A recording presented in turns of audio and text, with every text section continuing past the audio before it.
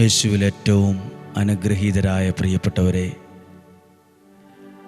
പ്രാർത്ഥനയോടെയാണ് ദൈവവചനവുമായി നിങ്ങളുടെ അടുത്തേക്ക് വരുന്നത്.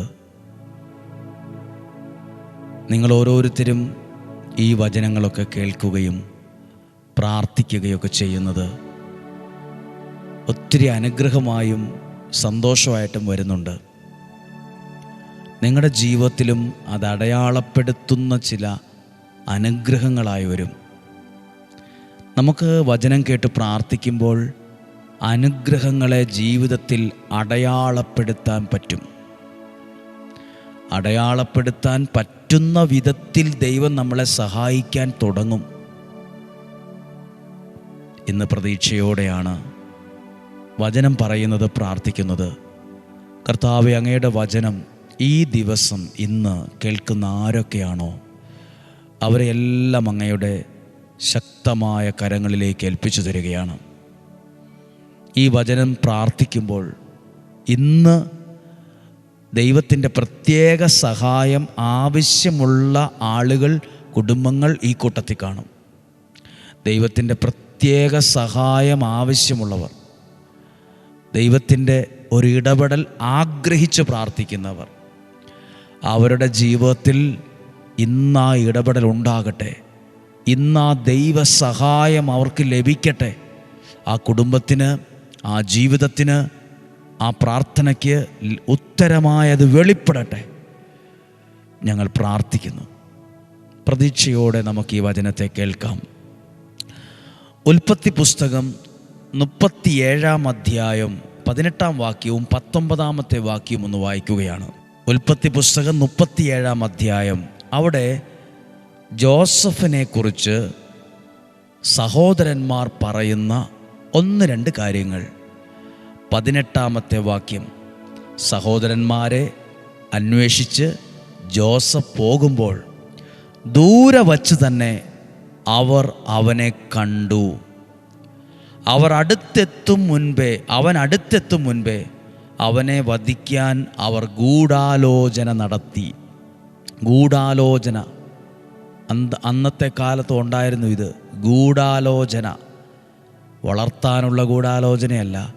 എങ്ങനെയും ഇല്ലാതാക്കണം, നശിപ്പിക്കണം, തകർക്കണം എന്നതിനെക്കുറിച്ചുള്ള ഗൂഢാലോചന നടത്തി.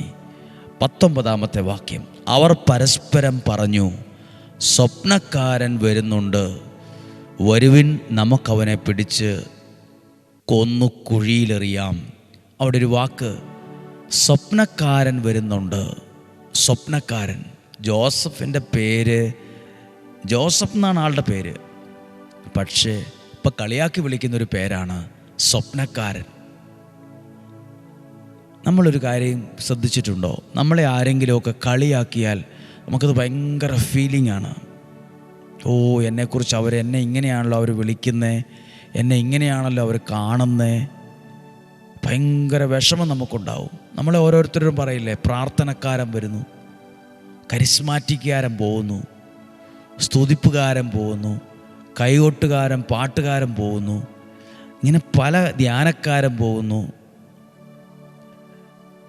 ഇങ്ങനെ ഓരോ മനുഷ്യർ നമ്മളെ ചിലപ്പോൾ നമ്മൾ ചെയ്യുന്ന ഓരോ കാര്യങ്ങളെ വെച്ച് നമ്മളെ കളിയാക്കും. ഈ കളിയാക്കുന്നൊരു കാര്യം ഓർത്ത് നിങ്ങൾ ഡൗൺ ആകരുത്. ജോസഫിനെ വിളിച്ചത് സ്വപ്നക്കാരൻ വരുന്നുണ്ട്, സ്വപ്നക്കാരൻ. ജോസഫ് എവിടെയെങ്കിലും കരയുന്നത് കണ്ടോ? ദൈവമേ, എന്നെ എൻ്റെ സഹോദരങ്ങൾ സ്വപ്നക്കാരെന്നാണ് വിളിക്കുന്നത്, എന്നെ എൻ്റെ പേര് പോലും വിളിക്കുന്നില്ല, എന്നെ സ്വപ്നക്കാരെന്ന് പറഞ്ഞ് കളിയാക്കുക. ഇതൊന്നും ജോസഫ് ഒരിക്കലും വിഷമിക്കുന്നില്ല. ഈ ജോസഫിന് ദൈവം കൊടുത്തൊരു കഴിവാണ് സ്വപ്നം വ്യാഖ്യാനിക്കാനുള്ള കഴിവ്. ഇതുപോലെ ദൈവം ചില കഴിവ് നമുക്ക് നൽകിയിട്ടുണ്ട്. എനിക്ക് ഇച്ചിരി പ്രസംഗിക്കാൻ, അല്ലെ ഇച്ചിരി പാടാൻ, അല്ലെ വചനം പറയാൻ. ഇതിൻ്റെ പേരിൽ കുറേ പേര് കളിയാക്കും. നിങ്ങൾക്ക് എന്തെങ്കിലുമൊക്കെ കഴിവ് ദൈവം തന്ന ചില താലന്തുകളുണ്ട്, കഴിവുണ്ട്, അതിൻ്റെ പേരിൽ കളിയാക്കും. ആ കളിയാക്കലുകളിൽ ഡൗൺ ആകരുത്. ആ കളിയാക്കലിൽ വിഷമിച്ചിരിക്കരുത്. ഓ, അവരങ്ങനെ പറഞ്ഞല്ലോ, അവരങ്ങനെ ചിന്തിച്ചല്ലോ, അയ്യോ, ഇനി എല്ലാവരും എന്നെ ഇങ്ങനെ വിളിക്കത്തുള്ളൂ. നമുക്ക് ദൈവം തന്ന കഴിവാണോ, ആ കഴിവ് ഉപയോഗിച്ച് നമ്മൾ നാളെ ഒരു സമയത്ത് നമ്മുടെ ഉയർച്ച ആ കഴിവുമായി ബന്ധപ്പെട്ടായിരിക്കും. നാളെ ഒരു സമയത്ത് നമ്മുടെ ഉയർച്ചയും വളർച്ചയും നമ്മുടെ നല്ല കാലവും നമുക്ക് ദൈവം തന്ന ഈ കഴിവിൻ്റെ അടിസ്ഥാനത്തിലായിരിക്കും. ജോസഫ് ഇപ്പോൾ സ്വപ്നം, ഇനി തൊട്ട് 41 വാക്യം, 41 അധ്യായം, വാക്യമല്ല അധ്യായം. ഫറവോയുടെ സ്വപ്നം, രാജ്യത്തെ രാജാവ് ഒരു സ്വപ്നം കണ്ട്. ഇപ്പം അത് വ്യാഖ്യാനിക്കാൻ ആർക്കും പറ്റുന്നില്ല. രാജാവിൻ്റെ സ്വപ്നം വ്യാഖ്യാനിക്കാൻ കഴിവുള്ളവനായി രാജാവിൻ്റെ സ്വപ്നം വ്യാഖ്യാനിച്ചു, അത് ഇഷ്ടപ്പെട്ടു. അങ്ങനെയാണ് ജോസഫ് ഭരണാധികാരിയിലേക്ക് കയറിപ്പോകുന്നത്. പണ്ട് എന്നെ സ്വപ്നക്കാരെന്ന് വിളിച്ച് കളിയാക്കിയെന്ന് പറഞ്ഞ് വിഷമിച്ച് എനിക്ക് ഈ കഴിവ് വേണ്ടായിരുന്നു, എന്നെ ഇങ്ങനെ വിളിക്കുന്നു എന്ന് പറഞ്ഞ് കളിയാക്കിയിരുന്നായിരുന്നെങ്കിൽ ആ കഴിവുമായി ബന്ധപ്പെട്ടൊരു ഉയർച്ച ഉണ്ടാകില്ലായിരിക്കാം. ആരെങ്കിലും എന്തെങ്കിലും പറയട്ടെ, ആരെങ്കിലും കളിയാക്കുകയോ കളിയാക്കാതിരിക്കുകയോ ചെയ്യട്ടെ, ദൈവം നിനക്ക് ചില കഴിവുകളും താലന്തുകളും തന്നിട്ടുണ്ട്. ചിലർ അതിനെ കളിയാക്കും, ചിലർ അതിനെതിരെ ഗൂഢാലോചന നടത്തും, ചിലർ അതിനെ പരിഹസിക്കും. നീ അതിൽ വിഷമിക്കേണ്ട. നിൻ്റെ ഉയർച്ചയും നിനക്കുള്ള നല്ല കാലവും ദൈവം തന്ന ആ താലന്തുമായി ബന്ധപ്പെട്ടായിരിക്കും.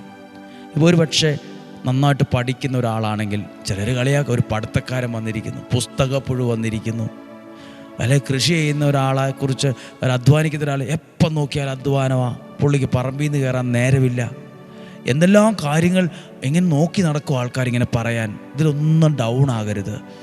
നമുക്ക് ദൈവം തന്നൊരു കഴിവാണ്, നമ്മൾ അത് വളർത്തി നമ്മൾ ചെയ്യുന്നത്. അതിനെ ചുറ്റിപ്പറ്റി നമ്മുടെ ജീവിതത്തിലൊരു നല്ല കാലം വെളിപ്പെട്ടിരിക്കും. ജോസഫ് എന്ന വ്യക്തി സ്വപ്നം വ്യാഖ്യാനിച്ച് തകർന്നു പോയി എന്നാണോ? സ്വപ്നക്കാരെന്ന് കളിയാക്കി വിളിച്ചാലും ജോസഫ് എന്ന വ്യക്തി പിന്നീട് കാലക്രമത്തിൽ വ്യാഖ്യാനിച്ചത് രാജാവ് കണ്ട സ്വപ്നത്തെയാണ്. രാജാവ് ഒരു സ്വപ്നം കണ്ടപ്പോൾ അത് വ്യാഖ്യാനിക്കാൻ ആർക്കും കഴിയാതെ വന്നപ്പോൾ രാജാവിനോട് പറഞ്ഞു, സ്വപ്നം വ്യാഖ്യാനിക്കാൻ കഴിവുള്ള ഒരാൾ ഇവിടെ ഉണ്ട്, അവനെ വിളിച്ചുകൊണ്ടുവരാൻ പറഞ്ഞു. അങ്ങനെ രാജാവിൻ്റെ സ്വപ്നത്തെ വ്യാഖ്യാനിച്ചു. അതവൻ്റെ ഉയർച്ചയ്ക്ക്, ഒരു ഭരണാധികാരിയാകാൻ, ഒരു നേതാവാകാൻ, സമൂഹത്തിൽ ഉയർന്ന ഒരാളാകാൻ ഒരു മാർഗമായി, ഒരു പുതിയ വഴി അവിടെ വെട്ടിക്കേറി വരാൻ ഇടയായി. പ്രിയപ്പെട്ടവരെ, എവിടെയെങ്കിലുമൊക്കെ ആരെങ്കിലുമൊക്കെ പറഞ്ഞ വാക്ക് കേട്ട് വിഷമിക്കുന്നുണ്ടോ? എവിടെയെങ്കിലും ആരെങ്കിലുമൊക്കെ കളിയാക്കി, എന്തിൻ്റെയെങ്കിലും പേരിലൊക്കെ കളിയാക്കി, ഇടിച്ചു താഴ്ത്തി സംസാരിച്ചു, തരം താഴ്ത്തി സംസാരിച്ചു, അവഗണിച്ചു, മൈൻഡ് ചെയ്തില്ല, എന്നെ അങ്ങനെ ചെയ്തില്ല, എന്നെ ചിരിച്ചു കാണിച്ചില്ല, എന്നോട് മിണ്ടിയില്ല, എന്നോട് പറഞ്ഞില്ല, ചെറിയ കാര്യത്തിന് ഡൗൺ ആയിട്ടിരിക്കരുത്. നമുക്ക് ദൈവം തന്ന ചില അനുഗ്രഹങ്ങൾ, ആ കഴിവുകളുണ്ട്. അതനുസരിച്ച് നമ്മൾ വളരുകയും ഉയരുകയും രക്ഷപ്പെടുകയും ചെയ്യും കേട്ടോ. നിങ്ങളുടെ വീടിനെ നോക്കി ആരെങ്കിലും കളിയാക്കുന്നുണ്ടോ? നിങ്ങളുടെ പിള്ളേരുടെ കാര്യം ഓർത്ത് കളിയാക്കുന്നുണ്ടോ? നിങ്ങളുടെ കുടുംബത്തിൻ്റെ സാഹചര്യം ഓർത്ത് കളിയാക്കുന്നുണ്ടോ? കളിയാക്കുന്നവർ കളിയാക്കട്ടെ. നമ്മൾ ദൈവത്തിൽ ആശ്രയിക്കുന്നത്, ദൈവത്തിൻ്റെ കരവ പിടിച്ചിരിക്കുന്നത്. നമുക്കുള്ളൊരു നന്മ, ഒരു നല്ല കാലം, ഒരു ഉയർച്ചയുടെ കാലം വിചാരിക്കുന്നതിനേക്കാൾ വലിയൊരു ഉയർച്ച. ആരെങ്കിലും വിചാരിച്ചായിരുന്നോ സ്വപ്നം വ്യാഖ്യാനിച്ച് ഒരാൾ രക്ഷപ്പെടുമെന്ന്? ആരെങ്കിലും പറഞ്ഞ ചിരിക്കില്ലേ? സ്വപ്നം വ്യാഖ്യാനിച്ച് ഇന്ന് വരെ ഞങ്ങളൊക്കെ ഇത്രയൊക്കെ പഠിച്ചിട്ട് രക്ഷപ്പെടാൻ പറ്റുന്നില്ല, പിന്നെയാ നിൻ്റെ ഈ സ്വപ്നം വ്യാഖ്യാനിക്കാനുള്ള ആർക്കും വേണ്ടാത്തൊരു കഴിവാണത്. അങ്ങനെയൊന്നുമല്ല. ചില സമയത്ത് ആ കഴിവ് കൊണ്ടായിരിക്കും നിൻ്റെ ജീവിതം അധികമായി അനുഗ്രഹിക്കപ്പെടുന്നത്, അധികമായി നിൻ്റെ ജീവിതം ഉയരാൻ ഇടയാകുന്നത്. ഇതെല്ലാം ദൈവത്തിൻ്റെ കരങ്ങളിലാണ്. സന്തോഷമായിട്ടിരിക്കുക. ദൈവം നമ്മളെ സഹായിക്കട്ടെ. ഇന്ന് പ്രാർത്ഥിക്കാൻ പോവുക. കർത്താവേ, ഞങ്ങൾക്കുമുണ്ട് ചില കളിയാക്കലുകൾ, ഞങ്ങൾക്ക് നേരെയുണ്ട് ചില അവഗണനകൾ, ഗൂഢാലോചനകൾ, അങ്ങനെ ഇങ്ങനെയൊക്കെ പറയുന്നുണ്ട്. പല നന്മകളും ഇല്ലാതാക്കാൻ ശ്രമിക്കുന്നുണ്ട് പലരും. ഞങ്ങളുടെ കുടുംബത്തെ, ഞങ്ങളുടെ ജീവിതത്തെ, ശുശ്രൂഷയെല്ലാം സമർപ്പിക്കുമ്പോൾ ഇപ്പോൾ ഞങ്ങൾ ഏൽപ്പിച്ചു തരികയാണ്. ഇപ്പോൾ ഞങ്ങൾ പ്രാർത്ഥിക്കുകയാണ്. കർത്താവേ, ജോസഫ് സ്വപ്നം വ്യാഖ്യാനിച്ച് ഇങ്ങനെ രക്ഷപ്പെടാൻ, ഉയർന്നു വരാൻ ഒരു വഴി ഉണ്ടാകുമെന്ന് ആരും വിചാരിച്ചില്ല. സ്വപ്നം വ്യാഖ്യാനിച്ച് രക്ഷപ്പെടാൻ പറ്റും, രാജാവിൻ്റെ സ്വപ്നം വ്യാഖ്യാനിക്കാൻ പറ്റുമെന്ന് ആരും വിചാരിച്ചില്ല. അത് ദൈവം നിൻ്റെ ഉയർച്ചയ്ക്ക് ഉണ്ടാക്കുന്ന ചില വഴികളാണ്. ദൈവം നിൻ്റെ ഉയർച്ചയ്ക്ക് ചില വഴികളുണ്ടാക്കും, ചില ബന്ധങ്ങളെ ഉണ്ടാക്കും, ചില വഴികൾ ദൈവം തന്നെ വെട്ടി തുറന്നു തരും. ശുശ്രൂഷയിലായാലും, ജീവിതത്തിലായാലും, പഠിത്തത്തിലായാലും, ബിസിനസ്സിലായാലും, കൃഷിയായാലും നീ രക്ഷപ്പെടാനുള്ള ചില വഴികൾ ദൈവം തന്നെ വെട്ടി നിനക്ക് വേണ്ടി തരും. അതിലൂടെ കയറിപ്പോകും, രക്ഷപ്പെടും, അനുഗ്രഹിക്കപ്പെടും. പ്രാർത്ഥിക്കട്ടെ. നമ്മുടെ കർത്താവ് ഈശോ മിശിഹായുടെ കൃപയും പിതാവായ ദൈവത്തിൻ്റെ സ്നേഹവും പരിശുദ്ധാത്മാവിൻ്റെ സഹവാസവും നിങ്ങളോട് കൂടെ ഉണ്ടായിരിക്കട്ടെ. പലതരം ടെൻഷനും പ്രഷറും പലർക്കും ഉണ്ട്. ചില സാഹചര്യങ്ങൾ ഒട്ടും ഉൾക്കൊള്ളാൻ കഴിയുന്നതല്ല. ആകപ്പാടെ ഒന്ന് ഉറങ്ങാൻ പോലും പറ്റാത്ത സാഹചര്യമാണ്. എങ്ങനെ മുന്നോട്ട് നീങ്ങും, എങ്ങനെ ശരിയാകും എന്നൊക്കെ ചിന്തിക്കുന്നുണ്ട്. ജീവിതത്തിലാകെ മനോദുഃഖത്തിൽ താഴ്ന്നു പോയവരുണ്ട്, കല്ല് വെള്ളത്തിൽ താഴുന്ന പോലെ. ഇല്ലേ? ഇപ്പോൾ ദൈവകരങ്ങളിൽ ഏൽപ്പിച്ച് പ്രാർത്ഥിക്കുക. നിങ്ങളുടെ ജീവിതത്തിൽ ഒരു നല്ല കാലം ദൈവാനുഗ്രഹമായി വെളിപ്പെടട്ടെ. രോഗങ്ങൾ, അപകടങ്ങൾ, ദുർമരണങ്ങൾ മാറിപ്പോകട്ടെ. ദീർഘായുസ്സും ആരോഗ്യവും സന്തോഷവും സമാധാനം ഐശ്വര്യവും ഉണ്ടാകട്ടെ. ചതികളിൽ നിന്നും വഞ്ചനയിൽ നിന്നും ദൈവം നമ്മെ സൂക്ഷിക്കട്ടെ. ആയുധങ്ങളേന്തിയ ദൂതന്മാരുടെ കാവൽ ഞങ്ങൾക്ക് തരണമേ. ശരീരത്തിൻ്റെ അകവും പുറവും ഞങ്ങളെ സൂക്ഷിക്കണമേ. നന്മ ഞങ്ങൾക്ക് ഒരുക്കി തരണമേ.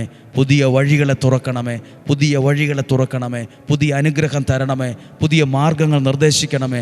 ഞങ്ങളെ നയിക്കണമേ, ഞങ്ങളെ നിയന്ത്രിക്കണമേ. സ്വസ്ഥതയും സമാധാനവും നൽകണമേ. ഇന്നും ജീവിക്കുന്ന യേശുവിൻ നാമത്തിൽ നിങ്ങളെ അനുഗ്രഹിക്കുന്നു.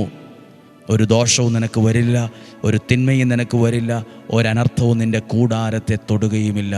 ദൈവത്തിൽ ഞാനത് വിശ്വസിച്ച് പ്രാർത്ഥിക്കുന്നു, ഇപ്പോഴും എപ്പോഴും എന്നേക്കും.